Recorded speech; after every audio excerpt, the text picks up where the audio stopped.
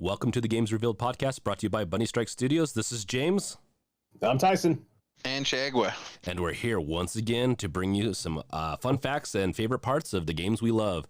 On the list today is one that's definitely a game that's for, I think, the ages. It's a work of art.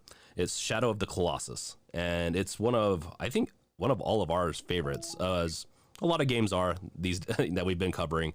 But this game is primo. He says it's Shadow of Colossus, but I like to call it the oil cracker simulator or the oil miner simulator. I always got to get that oil. Well, The F is an oil cracker. I don't know what they're called. Oil drill. An oil simulator. There we go. You know, like a planet cracker. But an oil cracker. You've been Okay, playing I too was much like, you Dead just Space. substitute the word cracker whenever you don't know a word. Don't make me squanch you. Just That's plays too much disgusting. Dead Space. No, I'm just kidding. He heard it correctly. Oh, man. No, you're right, though. This is one of my favorite games of all time and has been for as long as it came out. I remember being excited for it when I saw it, picked it up as soon as I could, and it's been a big part of my memory. And speaking to how good it is, this game actually won Game of the Decade by Destructoid, and second best game of the decade by IGN. And it only sold 1.5 million copies on its best estimates. So, like, for a game that didn't sell very well, it left a huge impact. Yeah, While I'll say I do like this game, I don't know if this is one of my favorites. It's a great game, it's not in your top 50. but I don't know if I don't know. Top 50, okay, top 50 for sure. That's what I kind of consider. It doesn't have to be your all-time favorite. It's just one of your favorites. It's one of those games that you like and you like to talk about. I mean, I'm with Now, you what I'll on say this too. is I did not play it enough. Yeah, digging into it, I definitely didn't play it enough too. There's a lot more to it. But to be really honest, this type of game, I enjoyed the story once through. I didn't need it again because there's not a whole lot of it. I understand it enough. Whereas like a Final Fantasy and stuff like that, you get more, I feel like, every time you play the story. The boss battles are just awesome in this game. And what I really missed out on, because I probably would have, is it's basically just New Game Plus over and over. Yeah, that's your type of game too, is like the New Game Plus. Really, Yeah. I feel like When I realized you could build up your damage and like one-shot certain colossi, I'm like, what the hell was I doing with my life? Yeah, no, I knew that you could build up some of that stuff. I just didn't realize how much you could, and I don't know if that's indicative to like the newer versions or the remastered. I don't know if they've changed a whole lot since the original, but the original, I played the original so long ago, I don't remember enough about it. Yeah, true that. I wonder if that is something that they brought in with the remastered, or if that's something that's always been there. I gotta feel like it's always been there. With how little there is to the game, I feel like that must be there. The replayability is, I just don't, I have a feeling that they at least added like a couple more things, right? Or is this completely nothing's changed? No, there's a couple new things, but Yeah. Yeah, I We'll remember get into reading that. a list on it, but it wasn't memorable enough to, write down. see, when I first played this game way back in the PS2 days, I just was oblivious to all that, man. I was so focused on hunting me down some colossi Yeah. that I just did it, man. And with the limited stamina, I'm sure there probably was a way to increase your stamina at least, but it didn't matter to me. With that limited stamina, I just got better at figuring out how to beat the bosses.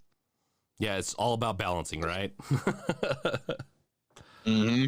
And Find there are those some spots where you can frustrating- stand and let your stamina recharge, and you got to time it just right to grab as soon as he starts to move.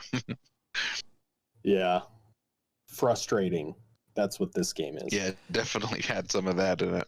It's when the plan goes together, it's so delightful. But when you spend an hour or two trying to figure something out with a game that's like a 6-hour game, it gets really frustrating. When a plan goes together, James is over there doing some Ocean's 11 heist shit in all of his games, and he's like, and action, and then just game ends. We're gonna need a wheelman. Action, boom, and beat the game. Done, and I'm done. Okay, what resources do I have? I have the horse, and maybe an eagle. Okay, we got this. Maybe if I'm lucky. Oh, and what a sad. Oh, we'll talk about that, I'm sure. Has anybody got a topic for the horse? Negatory. Sad ending. Yeah. Nope. We can talk about it at the end. But those colossi, what about those colossi, Tyson? Honestly, that is the whole game, the colossi. And it's basically, like you said, you're just fighting boss battles the entire game. No, there is no in-betweens. There is no little minions to get through or guardians. There's just bosses. Badass, awesome bosses. Does anybody, because this is one that I don't remember off the top of my head, 16 Colossus in the game, or Colossi in the game, right? Yes. Yeah, that's what I remember. Yeah, 16 total. Yep, there's 16. Originally, there was going to be 48 Colossi. Well, the team was only about 30 developers, or I think 30 people on the team that made this, and I bet you they went through and made a lot of those, and then they just scrapped them, right? I don't know much more than that, but yeah. Yeah, there's a lot of art for them. Or, well, not a lot, but there is art for them, and some of them even had locations, and a good chunk of them have names given by fans. So like, they were pretty far along in development. I think they just finally realized with what the PS2 was capable of. And again, I'm not quite sure this is the exact reason, because it didn't really detail that in what I was reading. But they just said it wasn't going to be possible, and they had to cut it down, and eventually that number came down to 16. So quite a big cut from what originally they wanted to give us, and then what they finally deemed as possible. One of the few that were in there that I was pretty interested on was the Devil. It's basically like this giant, like a minion type of gargoyle mountain. Basically, think a gargoyle with a spear hand, and that's your Devil. But very interesting. A lot of these different colossi that they wanted to put in here. I think it would have been awesome for them to just redo it and give us all 48. It's crazy to think like what those other ones could have been, considering how much detail went into the 16 that we did get. Yeah, and like I said, quite a chunk of them actually have their own character art and design and everything, so you can actually see what they're looking like over on the fandoms. Yeah, and it is fascinating what we got from essentially 48. That they wanted to do. What we got was very balanced, I believe, for each one. They had a very specific, I feel like, type and way to defeat them. And they get the progressions also. It gets harder over time, and I feel like they did a good job balancing with what essentially is a boss battle game, the original boss battle game. Yeah, it's interesting too how, like we talked about already, like the game is pretty much just boss battles, but at the same time, it really is just a puzzle game. So it's kind of fun to see how each of those had their own ways of killing them. Some of them took, and I'm sure it was different for everyone. Some people's minds pick up on different things, but you'd have some where you'd really have to kind of stare at the thing for a while before you figured out what you needed to do. But I loved it. I loved even what it was. Yeah. I loved how much detail went into them too. I remember like the fur being a big standout, and just how cool the Colossuses were, each one individual and different and like memorable. But that was one of the things that's also interesting about the game, is that like this at the time of its release at the PS2 era, it was one of the most beautiful games I had ever seen, as far as the world that it's in, even the detail on the Colossus. I'm gonna make a judgment call here, guys. I'm gonna stop saying Colossi and just say Colossus, and have that be the plural of Colossus. That's not how it works. But nope, decision. I made the decision. You fired. I'm calling them Colossuses. Yeah. So one of the things I loved about the game was like you have this really peaceful setting, this incredible music as you're exploring. And then the second you finally roll up on a Colossus and it goes to the little cutscene that kind of shows them coming out, that music starts to build up and the intensity builds up, and you know that you're in it. And then you figure the puzzle out and you stab the thing in its forehead or wherever its kill point is, and all the black, whatever it is, blood or fluid comes out. And then the thing goes down and you're like, all right, awesome. I just took down a Colossus. And then you get like to the fourth one. And in between each of these huge buildups with the beautiful music and all that, the music calms back down, goes back to peaceful music. You have the birds flying overhead and little lizards running around, and everything calms down. And after about your fourth Colossus, you start like to think to yourself, wait, why am I killing these things? Like, I've been seeking them out. None of them have come after me. They're all trapped behind this wall of the area that you're in, this ancient area that you're in. And for me, at least, it was one of the things that I loved the most about this game is I spent a lot of time thinking about like the ethics of killing these Colossus, because some of them like really didn't even seem to attack you very much. Some of them just kind of like tried to shake you off. And I was like, holy smokes, man. Like, I get that I'm doing all this to save my princess or friend or whoever it is, whatever she means to you. And you got to do what you got to do. But it really made me examine that like killing conscience, so to speak. Like, I'm going to do it because I need to, but I don't know that I'm necessarily happy about it. And the whole time, you're being goaded by the little voice that keeps talking to you between each one. Yeah, it's like Palpatine. It's like, yes, get the next one. Do it. Well, I just think it's funny too, kind of the assumptions we make and what we're even doing there. You know, you wake up, you find a sword, you see some broad, and you're like, "Tale as old as time. Here I am again." And then you just like, I'm the good guy. Now I gotta go kill the bad guy. Mm-hmm. But who's the real bad guy here? Oh yeah, definitely. And the whole game, you're sitting there with all those questions, like, what is this building up to? Because as we've talked about again, it's just boss fights. There's nothing else. So you really sit there and just ponder about what does all of it mean? Yeah, and they really do it in such a beautiful setting too. Even as you're climbing and you're climbing through their hair portions, and that's just flowing, you know, with the breeze and shit.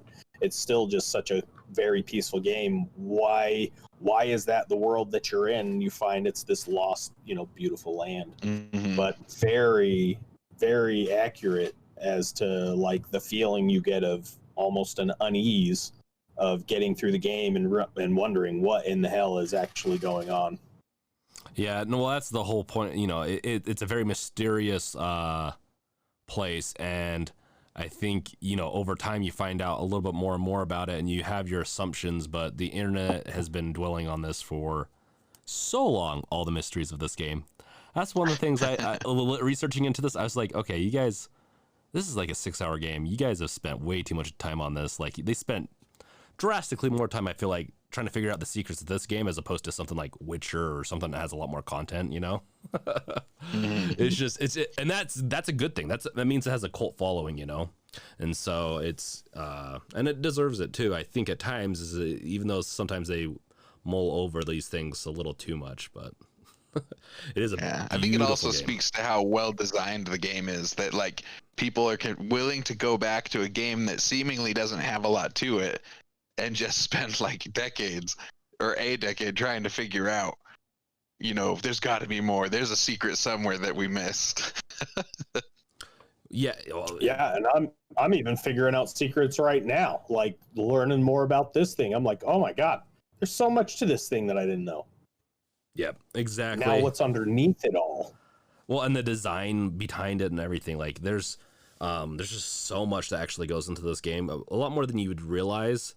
And it really is like you said, Shag, the beauty, like even in the PS2 version, like I remember that being one of the most beautiful games on the PS2. And that's not something I would say very often because the PS2 wasn't like amazing graphically, but that, like, I was looking at past, because I was playing it on PS4. I was like, oh, okay, this looks so much better than on the PS2. And then I got looking at the PS2. I was like, Actually, it doesn't look like the PS2 does not look that bad. Right? Yeah. I think it really was cutting edge. The PS2 version, like the new one, definitely looks great, but it's not the best looking game on new consoles. But I think when this came out on PS2, like it was the best looking game. Yeah. On the PS2. It's man, I don't know. I think for the PS4, I mean, I have the PS4 Pro, so it's one of the best looking games I've seen, like detail wise, and I think that's because there's not a lot going on. Like when you open up the game and you play through it and you're running through certain areas, it's very detailed. The textures are very detailed. Whereas, I mean, obviously, like Ghost of Tsushima is very beautiful, but that also blends in a lot of art and some other stuff that goes into it too. So it's very interesting how the beauty of this one comes out. Yeah, and it really is like when I booted up the new one and played it recently, I was as impacted by the beauty of it as I was back in the PS2 days. I was really surprised by that. Yeah, and that was the nice thing about that game. Well, and one of the beautiful things about the game too is the battles, you know, like going to the battles, like going to the Colossi is in itself an adventure. It's very, you know, very, can be peaceful at times, or frustrating depending on if you don't go the right way. I've been there. Exactly. But the battle itself is in itself, you know, just, I think it has some beauty to it too, where you have to figure out the puzzles, you know, they're oftentimes, you know, very thought-provoking for what it can be with, you have a bow and arrow, you have a horse, and you have a sword is essentially what you have to defeat the Colossi. And so you have to like, they'll give you terrain puzzles too and stuff like that. And that's one of the fun things about this game. Like, for me, having to, I think it's the third, I don't know their names really, but the third one, I believe, is the third or the fourth one. Goliath. Where you have to go underground. So it's coming towards you and you go underground and go around and have to jump on the back of it. I think that was a really fun mechanic, and it's not very hard to think that one through, but when you do accomplish it, you feel a little good about yourself, which I think early on in the game helps to make it just not like a Dark Souls where it's just difficult from the get-go. This game has a more gradual, like it does get very difficult, where my favorite battle is the one of the flying ones. It's the I don't even know, like the phalanx. It's the 13th one, and it's the biggest one, and that's why I like big things. I like massive structures flying through the air. That's the sand one, right? Sand and like it's goes in the sand and flies through the air. I can't remember if it does that. I think it does. I think it's the biggest one though, and it's the one that is just, it was hard for me, so it's probably like my least favorite. But at the same time, like the actual battle was really fun. It's just, for me, I think I had some of the most struggle, if I remember correctly, on the PS2 with this one. The controls, I'll be honest, are probably some of the weakest things for this game are the controls. Yeah, I was not. It took me a bit to remember how to run these controls. Okay, so I told you my favorite battle, or my favorite Colossi, is to go against. What's your favorite Shagwa? Since this is a game that you like more than Tyson. Actually, it was the same one. I really liked that you had all the things that you had to do for that puzzle, but also just like, out of all the fights, that one exposed you to the most of the environment while you were fighting it. Right. I like that you had to shoot the little gas bags under its neck to make it come down low enough, and then you had to use the horse for once, like to actually help with the fight, so that you could jump up onto the wings and get up there. And then the interesting little flat puzzle with the I mean, it wasn't that complex of a puzzle, but it was like, you had to time it right, or you just added a whole nother round to your process there. I just thought that was a fun fight. I loved everything about it, and I loved just being able to see the world around me as this big old creature just flew me around the map. Yeah, and that's the part of it. Like, it's just the, you know, you like big, long flying things, or big, massive flying things too. So.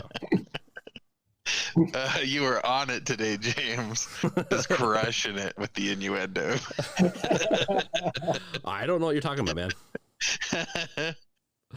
Tyson, what was your favorite battle that you can remember? It was a flying one as well. It was Avion, though. It was the first flyer. So not the biggest, but as we all know, you only need 3 wings. And that's all this one had. Definitely only had 3. I think it count its tail as a wing. Oh, okay. No, it counts. Okay. It counts. That's the one where you had to swim out to the platforms, right? Oh. Uh-huh. Mm-hmm.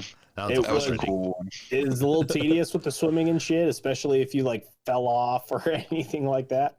But I loved it, dude. I loved having to jump onto him when he's freaking flying through, and again, you're just flying through the air, just seeing all of the landscape in the battle arena while you're fighting it.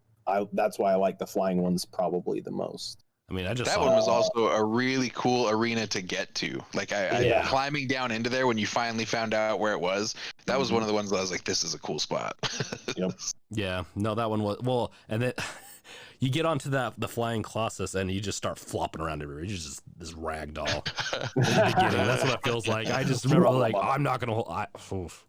That one was a hard one actually, compared to the ones afterwards. Yeah. Least favorite probably was Malice. Is the final boss, I guess, 16th Colossus. But I kind of feel like that one's probably going to be a lot of people, so I chose a different one, Argus, which is the one that you face right before Malice. He's got the big stone sword, and you've got to basically climb him and the arena to beat him, and it's a giant pain in the ass. What a pain in the ass that boss was. Yeah, that one was definitely difficult. Yeah. Yeah, so probably my least favorite besides Malice, because again, pain in the ass. I'd say my least favorite was Phaedra. It's the one where you have the tunnels. You have to run underneath the boss to get behind it. It's like a horse-looking guy. Yeah, the one that and it was easy enough to figure out what to do, but it was so hard to execute. I was getting so frustrated, man. So finally, I just gave up on using aggro or any of that, and just came up with some cheeky ways to get up there. But it was weird. Like every time I was able to crawl on him, I got on him a different way than the first time. So I was like, oh, this is bugging me, man. That was just a frustrating fight. He was the one I finished in less than a minute, I think. I got him, and then all you have to do is stay on the one side of the tunnel, and then you go in and go under, and he starts looking, and that's when you can approach him, and then you just jump on him. And then it's just I just couldn't get my jump right, man. Like I couldn't get him to grab. Yeah, I could totally see that too. So we've been talking about a bunch of stuff that's in this game that with the remake that might be new or that wasn't in the original. And one that I really liked, and part of why I like it is because it has a shout out to one of those players that spent so much time trying to unravel the mysteries of the game and find all the secrets. So when you beat the game, there's a message in the credits that reads, Nomad Colossus and the 79 Steps to Enlightenment. And this is kind of a clue that there's something in the game. And what it is it's 79 coins that are hidden throughout the game. You can find them. Your controller will actually make a noise when you're basically right up on them, and then they have a tiny glow to them. And you can collect all 79 of these, which I'm sure is just a massive task. I didn't even I found a few of them, but I was like, there's no way, I don't care enough to go do this. But if you're able to do that, you can go and unlock a door that is a new door that had players kind of wondering what it was when the remake came out. And that's what these 79 coins do. They open up that door and you're able to unlock Dorman's sword, which basically is a sword that instead of casting light to guide you, casts shadow. But you can use it in the same way that you use your light sword. Does it do more damage or anything? Say what? Does it do more damage? I believe it does do more damage, actually. Ooh. And that reference, Nomad Colossus, that was the name of the gamer that had spent all the time playing everything before. They actually had a cool little thing where they had brought him into the studio to solve this new puzzle they created for him. And so they had a little Twitter of, I don't know if it was a video or just a picture saying, so cool to have Nomad Colossus here doing the challenge we created for him in our studios. And I was like, good on you guys, man. That's really cool stuff. Yeah, that's a good call out too, because he was referenced in a couple of the videos I watched on this, and yeah, he's big in that community of finding out, just uncovering things. No, and man, those coins are like, I don't remember. Like, were they in the original? No, this was added in the remake that Blue Point Games did, and that makes sense since the Nomad guy. Yeah, I came across one. I was like, I don't remember this, and then I pick it up. I'm like, okay, cool, a coin. For me, I just want to beat the Colossi.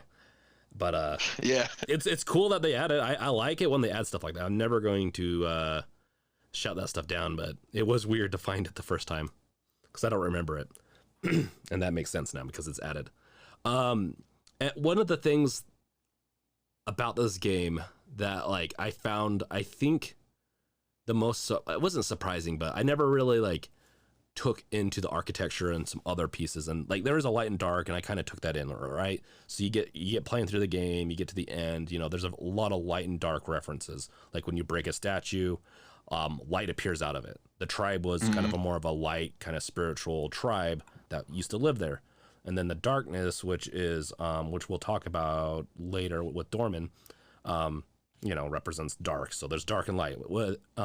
There's a couple. I don't know how many mandalas there are in this, but a mandala is essentially a geometric configuration of symbols, and so you can think of it like a pattern, like usually like a circle with like patterns inside of it, and it is found inside the game a lot, and it makes a lot of sense because in like.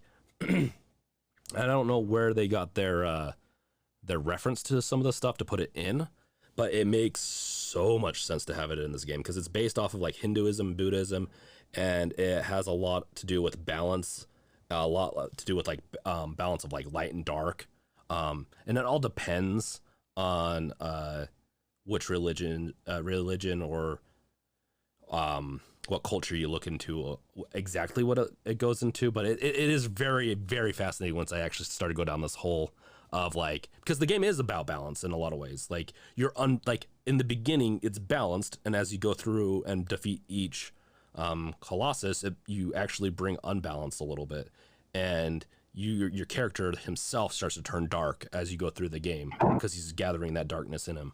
And I just wanted to bring this up because I didn't know that much about mandalas. I didn't know much about this type of stuff. And like, there's a Western psychologist, I'm not going to mention him, but there's a practice where you keep drawing. And then when you draw, if the mandala that you draw is not complete, like it's not a true mandala, if it's whatever you're drawing is not a mandala, it means you're not at peace or complete, or you're not harmonious. And it's just weird how he went through, and as you became more balanced, the people that he studied would draw mandalas instead, like where they would be a very you'd have to look it up, but it's a very very interesting subject to go down. I could go down for probably a long time, but I'm not going to, as this is not the podcast on mandalas, but they do use it in the game, and it's all about balance, and I love that. I've never seen The Mandalorian because it's on Disney Plus, and I'm not paying for that shit. Well, it's a very balanced Listen show. here, Mando. No, the other way this game is about balance is that if you lose your balance while you're trying to navigate those Colossus, you fall and you hurt your arm. Yeah, but if you just balance is you die. If you just brush it off, you'll heal. That's. I guess. It's like, how are you going to kill a Colossus if you break your sword arm, huh? Answer that. That's the arrows. Guess you can't just fire a bow with one hand. You just tell Argo to kick it hard in the head. Yeah. Yeah. So that was I like that. I like the mandala thing. I like the balance it brought. If you guys probably go down that rabbit hole, you'll find it very fascinating. It's very hard to explain, but there's a lot of interesting crossover with Christian religion as well, with Dorman being Nimrod spelled backwards. And a lot of people were speculating that a lot of the lore is based off like the Tower of Babel and that Bible story. Yeah. Yep. And there's a lot. I feel like they did bring a lot of our past cultures of humanity into this to make this game, and that's a good thing. Like the way they built it brings that mystery to it, but it's still based on something. It's not just completely made up. That's how you resonate with the people too. You know, if it's something familiar or something important, then that's kind of how you show a little reverence, I guess. Also makes for a much more interesting world, you know, when you have references that you can pull from and things that people are familiar with. It just inspires the mind, so to speak. Yeah, no, it really does. It's really hard to also do the inspiring from a completely original work. It's only happened a few times for me where the game like really pulled off without having any references to like my worldview. So with that being said, let's listen to one of our great sponsors. They are some of the great colossi in the world. Go ahead and listen to them. Do not slay them. Purchase their wares. The interesting thing that I found in the game was, and this is something I didn't even know about, I don't think, when I went and played it the first time. The second time, I probably would never figured out it either if I didn't look on the internet. But you can actually travel by bird, which you can travel with your horse, of course. Of course, a horse is a horse, of course. And but you can travel by bird. Like, so if the bird flies low enough, I don't know if it's a specific kind or whatnot. I don't know that much about that. I do know you can grab on and fly with the bird. And so yeah, I think there's a certain rock you can do it from, or if you can do it, you know how you can stand on aggro. Occasionally the bird will fly low and close to you as you're just kind of running around in the world. So if you stand on aggro's back, you can jump and grab him from there, and it'll just kind of take you on a little bird journey, man. It's crazy. I was never able to pull it off. I gave it like 2 tries and I couldn't get the timing down. Does it take you anywhere specific, or you just hold, because you can only hold on for how long your endurance allows, but can it take it to where you want to go, or is it just that? I don't know. I only know that it's like basically you lose your stamina and then the ride's over. Yeah, I wonder if that's the point of multiple playthroughs. You get to build so much stamina, and then it finally takes you to the end zone where no one's been. Well, you better sit there and play it like everyone else for 15 plus years and never find anything out. I have it on good authority from a main developer of this game, that you have to beat the game 48 times, 16 times, and then you'll have enough endurance to make it to bird zone. You have to beat it 48 times, 16 times. Oh my gosh. Because 48 was the original Colossi. 16 is the amount that made it into the game. You times those numbers, that's how much you have to play it. You can trust to the final zone. You can trust Tyson. He's a doctor. I'm a doctor. He played a doctor on TV once. And I've said on the internet that I know a person. I'm not going to disclose who it is because snitches get stitches, obviously. But I've said it, so it's obviously true. It's on the internet. Okay. Fact. I will believe you. I am going to be playing that game. After all this talk about the game and just like all the things that we love about it, I have to ask you guys, because for me, as I mentioned before, this is one of the most memorable games that I've ever played. It's not necessarily like my favorite game of all time. It's high up there. It's one that I love, but it is one of the most memorable by a long shot. So I wanted to ask you guys, when you first plugged this game in, not even with the new one, but like the first time you ever played it, how, like, were you struck by it? Or were you just ready to game? Like, did it impact you in any way? I was just ready to game. I was on borrowed time because I borrowed it from James, and he was already hesitant about borrowing it because he hadn't beat it yet. But he also hadn't played it for like 4 months. So yeah, you're like, I gotta kill these Colossus. I gotta get to work. I didn't beat the game very quickly. Obviously, like it took me probably a year or two, potentially. Or I don't know. It took longer than a month. Let's just say that. And it's not that long of a game. It took me almost 20 years. That's because you're a scrub. But I am a scrub. For me, like putting it in, it was like the intro was, I think breathtaking because of both the visuals, but also the story. You're like, this is kind of sad, you know, and then you have to go and try to, and then it just slaps you right into the game. Like you learn a little bit from the light in the ceiling, and that's about what you learn. And then you have to go track it down. And once you find you're like, oh, this is going to be really hard. Once you find the first one, you're like, okay, this isn't that hard, but then it gets harder, of course, over time until you get stuck on one of the colossi and you don't play it again for a while. And then if you don't play it again for a while, then you're really rusty at the controls and it takes you a long time to beat it, just like me. Oh, yeah, man. Also, a few times trying to just get to one of them was frustrating as F. Well, there were a couple of those where I really would get annoyed, like, because I'd swear that I was going a new way than the last way I went and still couldn't find the place. I'd get so frustrated. Well, I think it was the one where I had to make it over the desert or something, and I just like could not figure out how to get into the desert or whatever. I don't know. I was getting pissed. I think I ended up taking a break for the night. I have a hint for you guys. There's a sword. If you hold the sword up, it will shine the right way, and you'll never get lost. I'm not about hacks. I don't ever turn the Game Genie on, bud. I jammed that Game Genie so hard in the PS2, it became a PS3. I don't know why, man, but there are a few spots for me where I'd be shining the light. It tells me where to go, and I'm running into literally a mountain. And it's like at the thinnest point that light could be. And I'm like, wow, clearly I'm in the wrongs. Open sesame. Ah, shit. It's not Aladdin. Yeah, I don't remember having a hard time finding them. I just had a hard time beating some of them, at least enough to where I put it down for a while and I didn't get back to it because I'm sure I think I was working at GameStop at the time, potentially, and I had so many other things to do. Wait, that sounds right. I don't know, though. Like, what year was this released again? 2015? Or 2005. I added another one. 15 For me, the game impacted me like right from the get-go. The opening scene was beautiful. You go in there with this corpse that you set down on an altar. You have so many questions. You can tell that there's going to be a lot of mysticism just because you walk past all 16 of the statues of those Colossus. And then as you're playing through, like we talked about earlier, you know, eventually you start thinking on, or for me at least, I was like, is it really do these things need to die?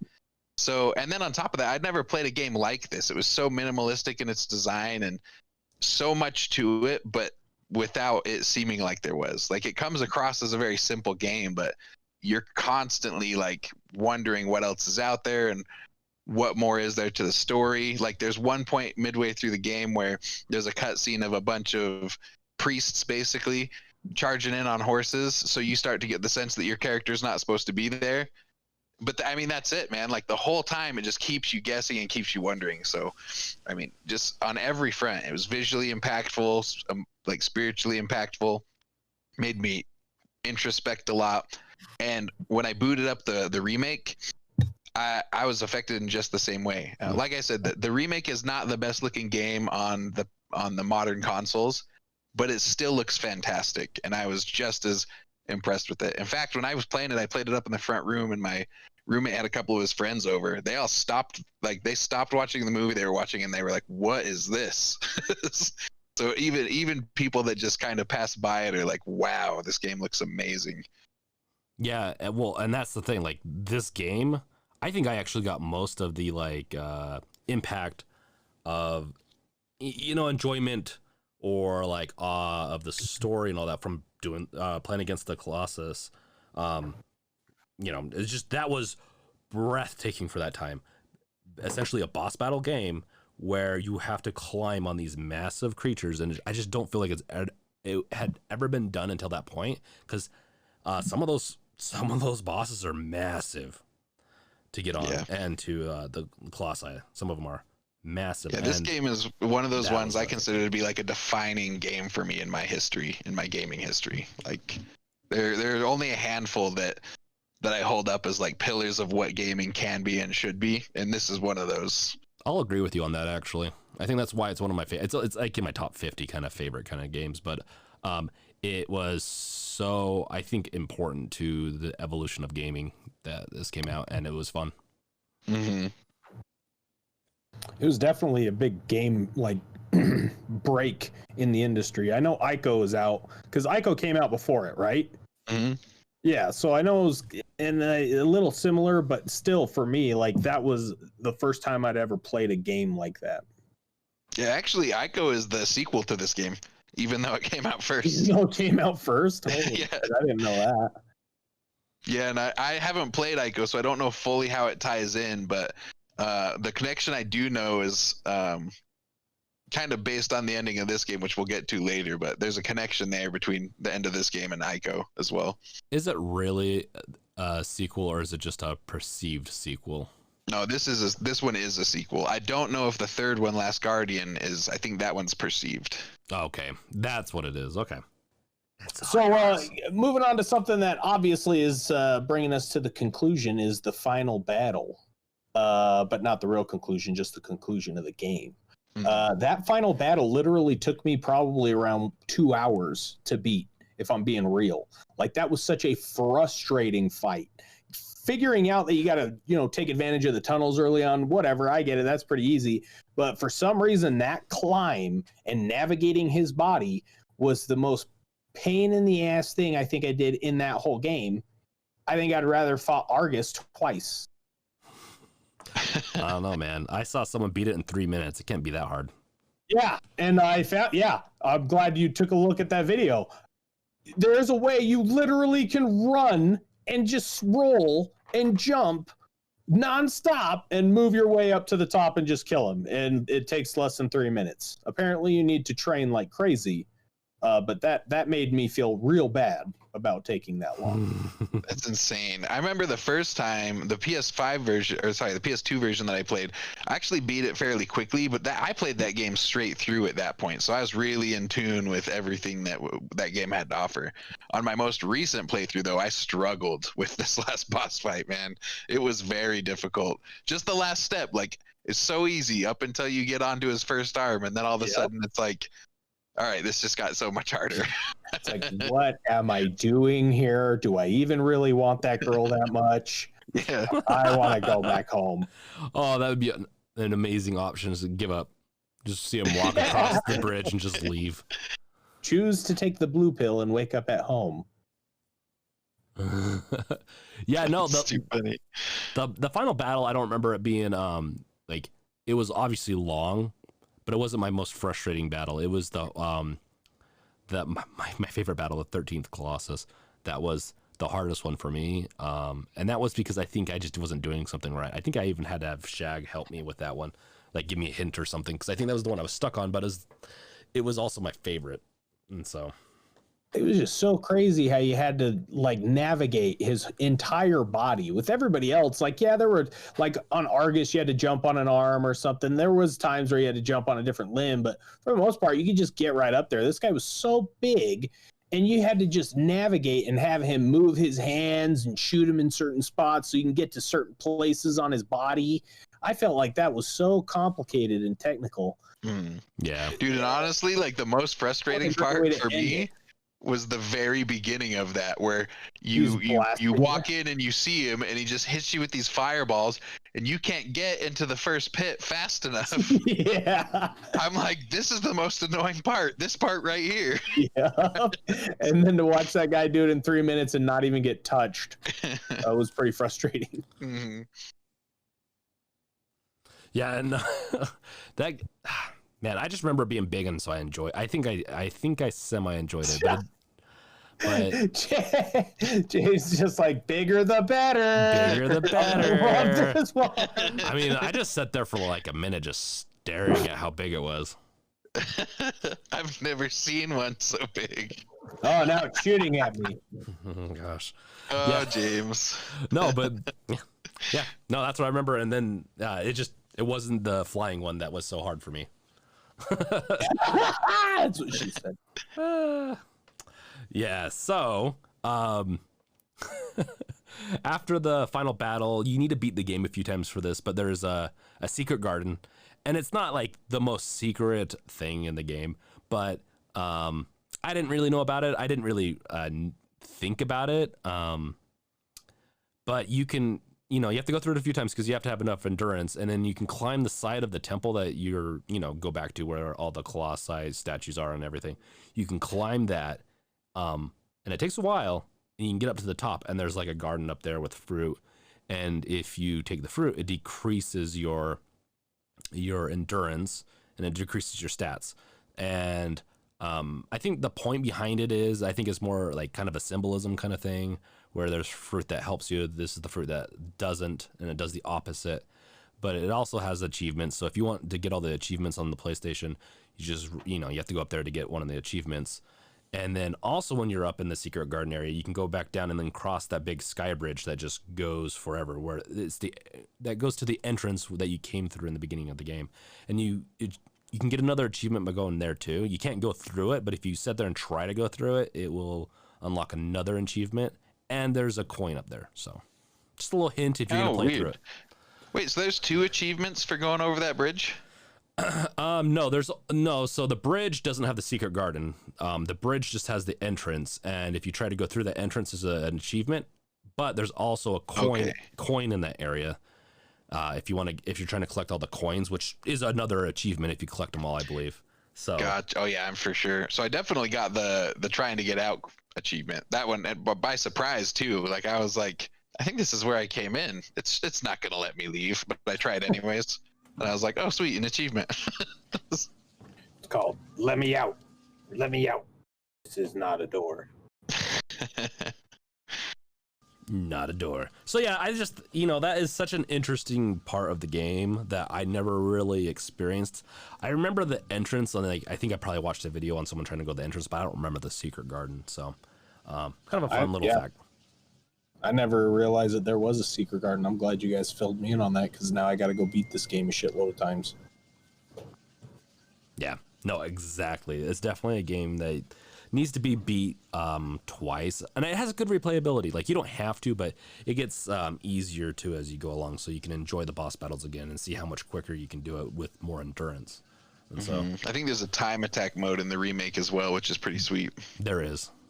Yeah, just go back and revisit the sites, and then I think it's got like a basically a rocky formation where their body was, right? And then you can choose to relive it or replay it. Yep. I think the time attack just takes you to the fight. I don't think you even have to look for him.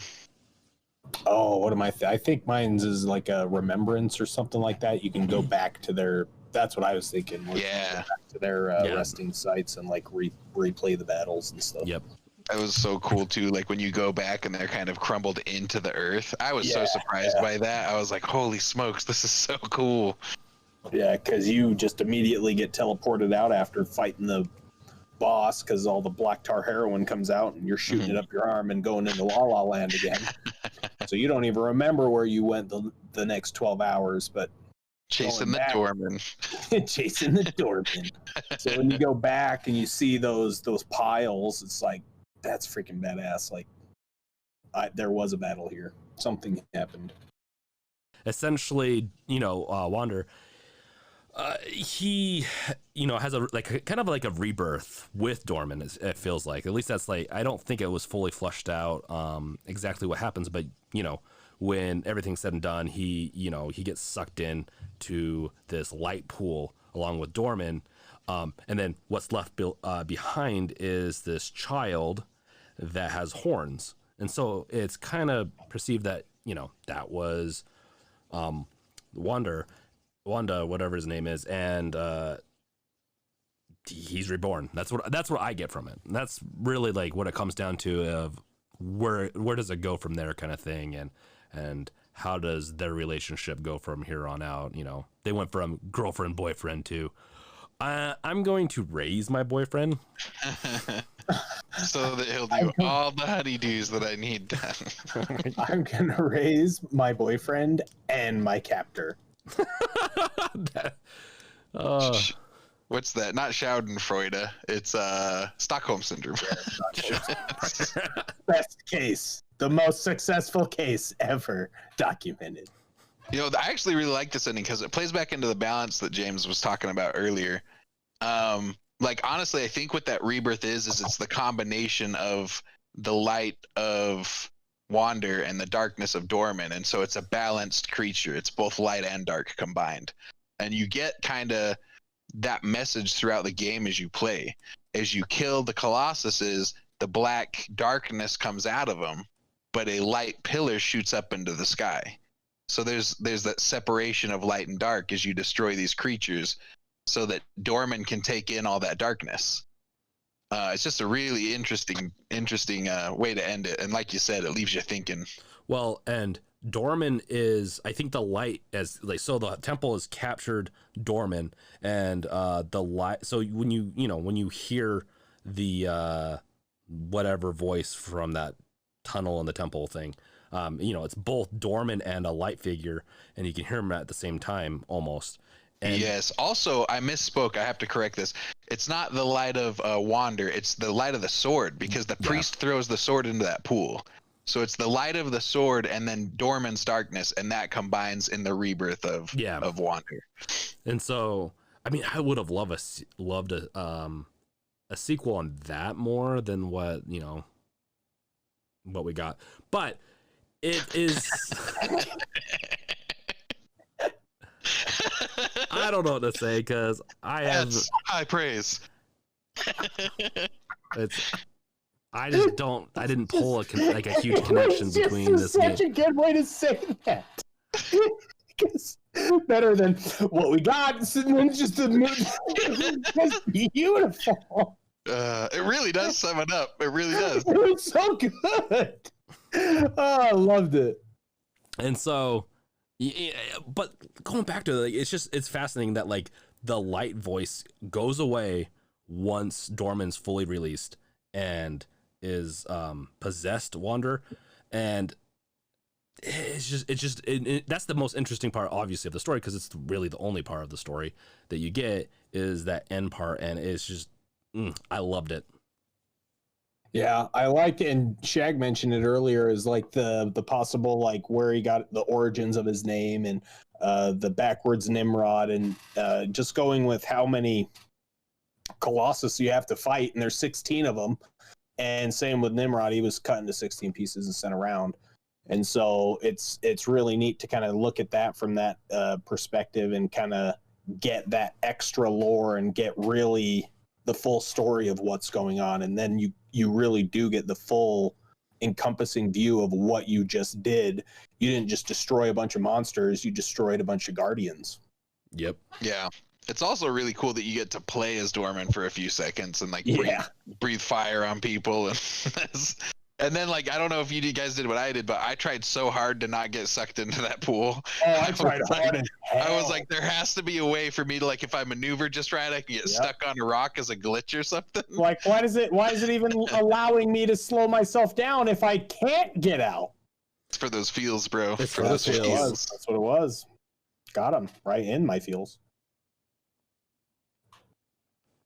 Yeah, but that ending really did open up for a really good sequel that could have been. Yeah, it could have. And what really pissed me off was my son, playing this with my son. He's playing, I'm playing, and apparently he looks up some YouTube videos about it and tells me that there's alternate endings that I can get if I wouldn't have killed all of the Colossus. Like, so if I wouldn't have killed them all, if I would have left some of them alive, I'd have got a different ending where I escaped. And I was pissed, because not only did I think that there was only one ending, but I like getting the best kind of ending that I like. And I would have loved to have escaped that hellhole and even left that lady in there. I don't know who the hell that lady was. She brought me nothing but pain. So I wanted to run to the grocery store, get a pack of smokes, and never come back. And then I looked it up, and I tell Shag about this. I'm like, dude, there's alternate endings to that shit. Because, I obviously believe my 12-year-old son's word for truth. And then Shag does a whole bunch of digging into it and can't find shit. And then I look into it, and I can't find shit. There's so much BS, so many forums of people claiming that there's an alternate ending and how to get it, and none of them are real.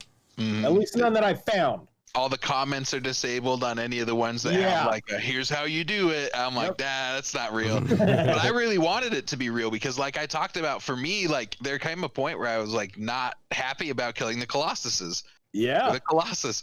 So like to have an alternative where you don't kill them all and then maybe Dorman doesn't come out or whatever it could have been, I was like, that it would be really interesting to see that. Even if the ending was that like the girl does not resurrect, like she's done because you don't kill the Colossus. But then like maybe the priest, you know how the show's the priests all rolling in the middle. Maybe they come in and give like an explanation as to why that's better. But yeah, then there's nothing, and I was so disappointed. You know, I got hyped up for this alternate ending that didn't exist. Yeah, and there's like YouTube videos that are just mashed together bullshit. I'm like, you wasted my time. Yeah, and it could have been like the alternate ending could have been like a snip, like a clip show of you just having fun with all the colossi instead of killing them, and just riding them and just having fun. That would have been like high-fiving and high-fiving, still shots. Oh man, you got some Billy Joel playing in the background and everything's just good. It shows Wander on the far end of the blob and one of the Colossuses jumping onto the other end of it, like in those camps where you just launch kids into the lake with the big old bladder. Birds flying by, shitting in Argus's eye for me because I hate that guy still. What a day! What could have been. We should have made this game. I'm just imagining the Colossus in like swimming trunks. Doing a big old iron giant freaking cannonball. You know what? This ending is my truth. This is how it should have been. And I accept it this way. Oh man, what a great ending to a podcast with the true ending of Shadow of the Colossus. Yep. And we finally found the alternate ending. Yep, and you found it here first on Games Revealed, that the true ending of Shadow of the Colossus. What you do is you party Colossus. Well, how to unlock it? You have to beat the first one or the last one. It's pretty much in reverse. So the 16th one, and just go all the way to the first one. That's how you get that true ending. And if you can't figure out how to start with the 16th one, well, you weren't a true wanderer to begin with. Exactly. And we'll have comments. I mean, they'll be disabled, but you can try commenting on this podcast. Just try and prove us wrong. You know. No, this game is one of those fundamental games, I think, in gaming history that's changed a lot. Just like Doom before it, this game added some mechanics that we've never seen before and some just situations we've never seen before to the gaming world, and I love this game for that. Yeah, it really is a lot of fun. And it's a quick, easy one to pick up, easy one to put down when you need to, but you still get so much joy from playing it like you would have gotten from any other game. Awesome game. And they kept it simple, which is so important. Yeah, I really liked the design philosophy behind it, where I guess it was like a design by removal. But it made for a fantastic game. It's got me really interested in wanting to play Ico as well as Last Guardian. I know Last Guardian's not as well received, but I mean, this game is so meaningful to me that I can't see myself not playing those other two. So they only just came out like a couple months ago, so yeah, you're right. I haven't wasted any time at all. I didn't squanch anything. Yeah. Well, there's so many. Eventually I'll get to them, but you know. There's so many games to play, but yeah, it definitely, I think it would be worth going back to those games or trying to play those games. Now that I know one of them's at least related, I'm like, I want more lore about what in the hell went on there.